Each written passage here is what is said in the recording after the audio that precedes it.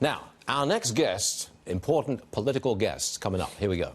Our next guest has been running focus groups across the country, asking people, what do you really think about Joe Biden? Kelly Sadler is here, America First Action PAC Communications. So, Kelly, just act as a reporter for us, will you? Act as a reporter. What are the focus groups telling you? So we've done several of these focus groups across, battleground states. Independents. So this is whom we're polling. Independents. Basically, we ask about Joe Biden, and there's a silence.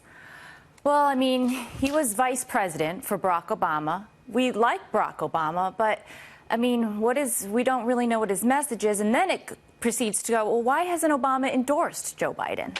Really? And then it's like, he's kind of creepy. The Burisma, Hunter Biden gets brought into the conversation. And then we ask him, if you had to vote today, raise your hands. Who would you vote for? Biden or Trump? And everyone goes for Trump. They do? Yes. And these are independents? These are independents. You selected independents. Yeah. You put them in a room. Yeah.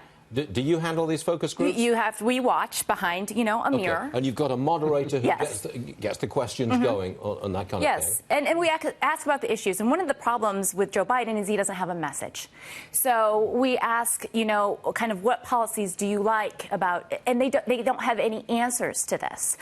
They don't necessarily equate him with the socialism or socialist policies of, Elizabeth Warren and Bernie Sanders, but they just don't have any idea what he's all about. New York Times did an article on this week saying Joe Biden needs to get his message out. The problem is his words are getting in the way.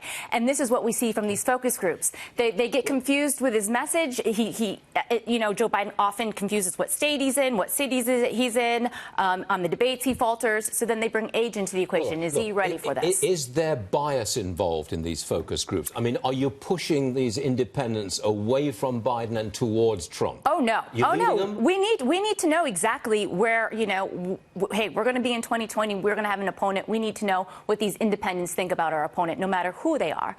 And what is so surprising is how little they know about Joe Biden, who's been in the public sphere now for 45 plus years. Did you see that civics poll in Iowa where Joe Biden comes in fourth? Yeah. I'm inclined to think that he's going to skip Iowa, not consider it important and just move on. Well, he says he wants to win the state, but he's a state director in Iowa who doesn't even live there and hasn't been involved in any races within the state in the last 12 years. Joe Biden visited Iowa 3 times last month because he had to be out fundraising.